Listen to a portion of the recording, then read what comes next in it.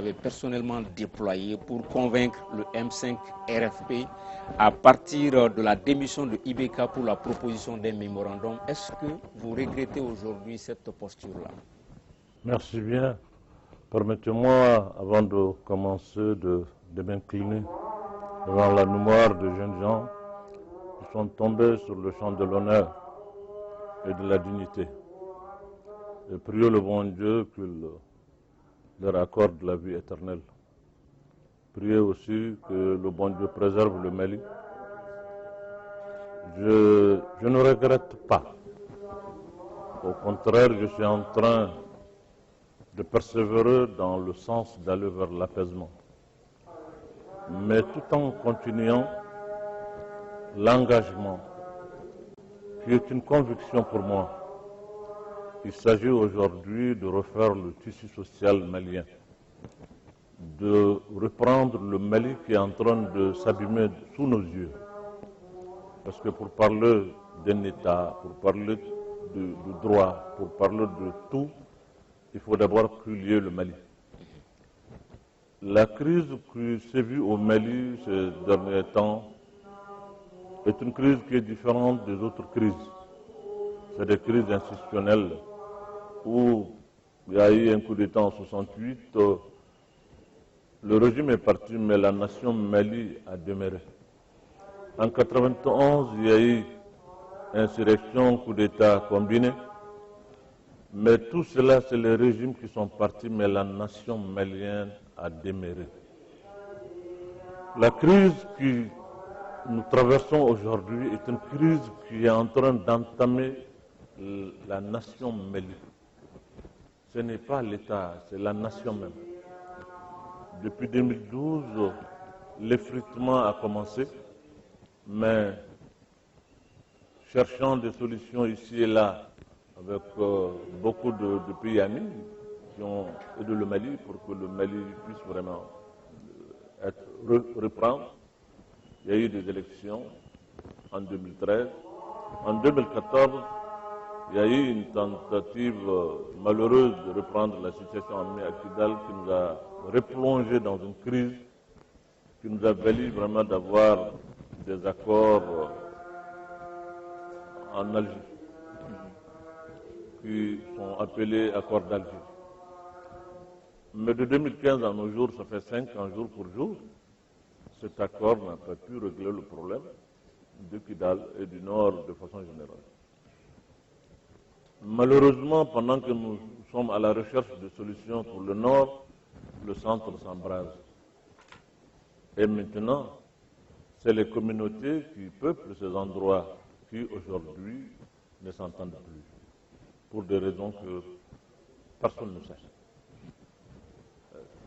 Il y a le Sahel occidental qui est la région de Caille, il y a des velléités là-bas qui, si ça dure, qui jurent avec un État républicain, démocratique et, disons, un État tout. Ce qui a révélé tout cela ces quelques jours-là, après les élections qui ont eu lieu au Mali, il y a certaines localités qui nous ont révélé une situation qui a mis en doute la crédibilité des institutions qui gèrent même les élections. Ça veut dire qui gèrent la situation, qui donne à quelqu'un la légitimité de pouvoir parler au nom du peuple. Et si cela a été quelque chose qui a été mis en doute par le peuple, ça devient un problème. C'est ce qui a révélé tout ce qui était là, mais en réalité le soubassement de tout cela est cette mauvaise gouvernance qui a caractérisé notre pays ces dernières années. Il faut le dire, c'est une réalité qui est là, qui creve l'œil.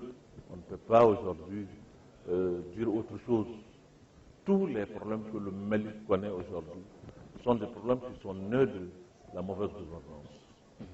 Que l'armée malienne soit dans une situation de liquescence, qu'il y ait beaucoup d'autres choses qui sont là aujourd'hui, qu'on ne puisse pas faire face à certains défis. Ce n'est pas autre chose, c'est que le peuple malien est divisé aujourd'hui. Et toutes les catégories sont divisées. Les religieux, les politiques, les syndicats, la classe d'affaires, tous. Un peuple qui n'est pas uni n'est pas un peuple qui peut relever des défis. Nous sommes un peuple aujourd'hui qui doit se mettre ensemble. C'est pour cela que j'ai dit dans mes déclarations que le mouvement M5, de mon point de vue, ce n'est pas un problème de religion, ce n'est pas un problème d'idéologie, ce n'est pas un problème de couleur ou de race ou d'ethnie.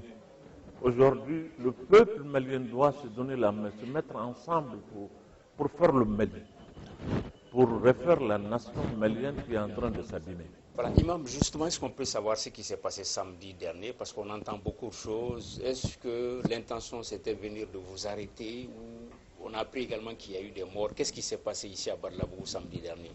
Vous savez, je l'ai toujours dit, je le répète, je suis un imam avant d'être quoi que ce soit. J'ai eu le privilège de gérer le Haut Conseil islamique du Mali, qui est l'interface entre le gouvernement et la communauté musulmane du Mali pendant 11 ans.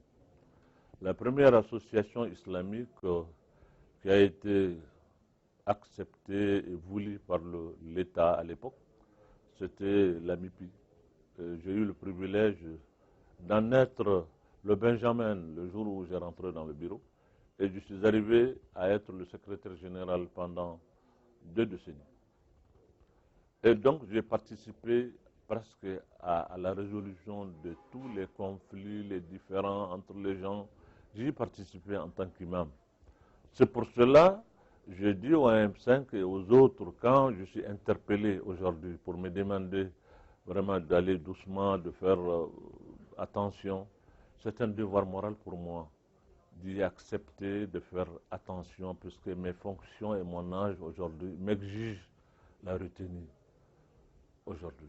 Et de donner aussi un exemple à cette génération montante, un exemple qui n'est pas ce qu'on a vécu par le passé. Je ne jette rien sur rien, mais par le passé, nous avons eu beaucoup de choses. En 1991, il y a eu des insurrections, il y a eu des choses, il y a eu des tueries, il y a eu beaucoup de choses pour qu'il y ait la démocratie.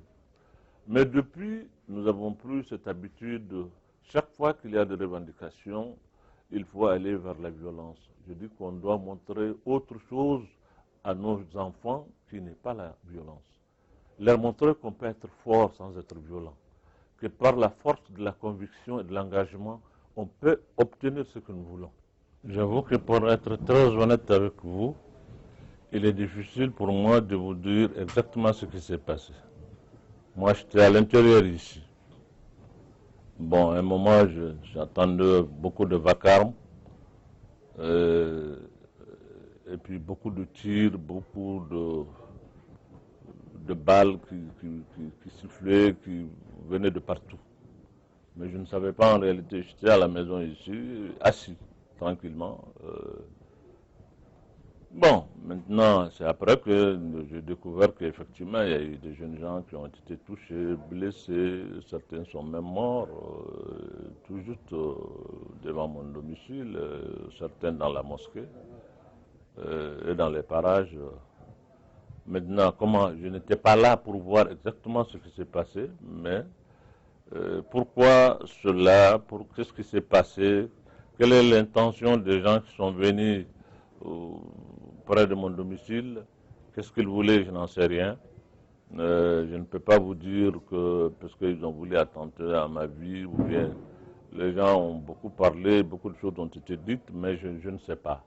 Vraiment, moi je suis à l'intérieur, mais il y a eu beaucoup de tirs, beaucoup de tirs. Il y avait beaucoup de gens qui étaient là, les jeunes gens sont venus s'amasser devant la porte pour dire que bon, certainement ils sont venus, ils veulent m'enlever ou peut-être m'assassiner, et que bon, il faut marcher sur leur corps pour faire ça. Moi je ne sais pas, qu'est-ce qui est vrai, qu'est-ce qui ne l'est pas, je ne peux pas le dire. Mais en tout cas, voilà ce qui m'a été rapporté. Donc il est difficile pour moi de vous dire exactement la version, il s'agit de telles choses, mais je sais que le blindé qui est venu est tombé dans un fossé, dans les parages. Est-ce que c'est ce qui a fait paniquer les hommes en armes? Je n'en sais rien. parce que moi je suis à l'intérieur, on me rapporte, je ne peux pas dire exactement voilà ce qui s'est passé. C'est difficile pour moi de le dire. Ce que je sais, c'est qu'il y a eu beaucoup de tirs à l'endroit de ma maison, là où j'habitais, et là où j'étais même.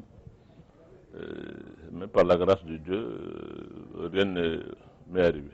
On parle de 3 morts, 4 morts ici. Bon, oui, il y a eu à peu près ça.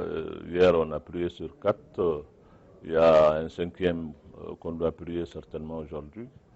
Il y a d'autres que leurs parents et leurs proches ont enlevés. Je crois qu'il y a eu à peu près 11 morts d'après ce qu'on m'a rapporté. Est-ce que tous sont morts ici? Non, je ne crois pas. Il y a d'autres qui sont morts ailleurs. Mais ici, on a prié sur 4 corps hier, il y a un aujourd'hui, ça fait 5 dans les parages. Les leaders du M5 RFP ont été arrêtés. Imam Dicko, est-ce que vous avez de leurs nouvelles? J'ai de leurs nouvelles. Au début, les conditions étaient difficiles, notamment pour Kaoundjim. J'ai eu des informations qu'il était dans des conditions qui n'étaient pas du tout acceptables. Parce que même si quand on vous prend, vous avez quand même un droit. Et on doit, dans un État qui se dit État de droit, il y a le minimum qu'il faut respecter. Bon, il n'était pas dans les conditions, mais grâce à Dieu, je crois que les choses se sont améliorées. Mais depuis, on est en pourparlers et je pense que si Dieu le veut bien, ils vont être... Enfin, je pense que ça ne sera pas long. D'accord. Et la suite du M5 RFP, la suite de ces revendications, le mouvement est en désobéissance civile, il ne reconnaît plus Ibeka comme président. Vous êtes la caution morale de ce mouvement. Est-ce qu'on peut connaître un peu la suite des événements? Ben, vous l'avez dit, je suis caution morale, mais je ne suis pas le mouvement. Donc vraiment, c'est les responsables du mouvement qui peuvent déterminer et vous dire la suite. Ce que je souhaite, moi, c'est qu'il y ait vraiment de la calmie, de la paix, de l'apaisement, et que les gens parlent avec leur esprit, mais pas le cœur. De toute façon, c'est le Mali et le Mali nous appartient. Ce n'est pas parce qu'on est fâché contre X ou Y qu'on doit détruire le Mali. Non, on ne doit pas détruire le Mali, on ne doit pas accepter aussi que le Mali soit détruit. Je crois réellement qu'aujourd'hui, tout le monde doit revenir à la raison pour qu'on se parle. Même si on n'est pas d'accord, on peut quand même se parler et peut-être qu'en se parlant, on va être d'accord, Inch'Allah. Moi, en tant qu'imam religieux, aujourd'hui, mon âge me commande, mes fonctions me commandent vraiment d'appeler les gens à la retenue pour préserver l'essentiel qui est notre pays. Nous voulons restaurer le Mali, faire le Mali. Il ne faut pas vraiment que nous soyons la cause de la destruction de ce pays. Quelles sont les nouvelles de votre frère, le président Ibeka? Vendredi dernier, il vous a appelé. Est-ce que, par rapport à tous ces événements-là, vous avez eu de ces nouvelles? Il vous a appelé ou pas, Imam? Il m'a appelé, on s'est même rencontré plusieurs fois. Je ne vous cache rien. On a discuté. Il y a des points qui ont été très difficiles entre nous. Il y a des points sur lesquels on se comprend, mais écoutez, ce n'est pas un problème Ibeka Dicko. C'est un problème vraiment d'un mouvement en qui beaucoup de Maliens se reconnaissent avec le régime d'Ibeka. Ramener la question comme si c'était un problème Ibeka Dicko, c'est vraiment simplifier trop. Ibeka, c'est un grand frère à moi, je le dis, je l'ai toujours dit, pour lequel j'ai beaucoup de respect. Et lui aussi a beaucoup d'estime pour moi. Nous avons des relations comme ça entre nous. Ça, c'est immense. Donc, il n'y a pas d'animosité. Si Ibeka m'appelle, je le réponds. Je ne peux pas ne pas le répondre s'il m'appelle. Donc, s'il veut qu'on discute, on discute. Je lui donne mon point de vue. Mais il y a des choses sur lesquelles peut-être qu'on n'est pas d'accord. Mais ce n'est pas seulement un accord entre Ibeka et Dicko. Ça, il faut que les gens le comprennent. Aujourd'hui, c'est un mouvement dans lequel a adhéré beaucoup de nos citoyens et qui portent ce mouvement. Je suis seulement une caution morale, une autorité morale. Je donne mon point de vue, je leur dis ce que je pense des choses, ils me consultent aussi sur certaines questions, Mais ce n'est pas moi qui décide vraiment de la conduite à suivre. Voilà.